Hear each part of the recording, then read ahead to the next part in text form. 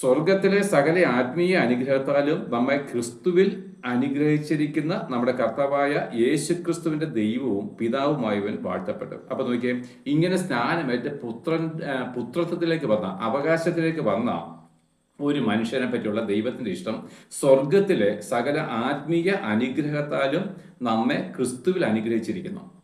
അതെ, ഈ വിശുദ്ധന്മാർക്ക് എന്താണ് ഇപ്പോഴും പറയാം?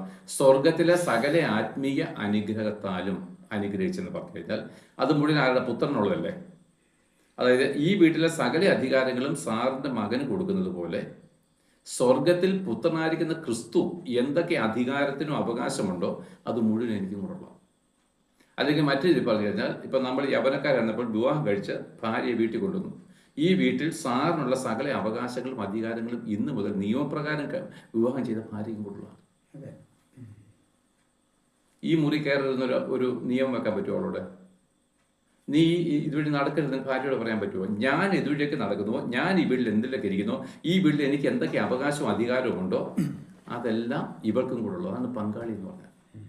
ഈ പങ്കാളിത്തത്തിലേക്കാണ് സ്വർഗത്തിൽ യേശുക്രിസ്തു എന്തൊക്കെ അധികാരം ഉപയോഗിക്കുന്ന അധികാരം മുഴുവൻ നമുക്കുണ്ട്. ആരും ചോദ്യം ചെയ്യാൻ പറ്റത്തില്ല. ദൂതന്മാരുടെ മേലും നമുക്ക് അധികാരമുണ്ട്. നമുക്ക് അവരോട് കൽപ്പിക്കാം ഇന്നത് ചെയ്യാന്ന്. യേശുക്രിസ്തു കൽപ്പിക്കുന്നവർ നമുക്കും കൽപ്പിക്കാം. അപ്പൊ യേശുക്രിസ്തുവിന് സ്വർഗത്തിൽ പിതാവിന്റെ മടിത്തട്ടിലുള്ള സകല അവകാശങ്ങളും നമുക്കും.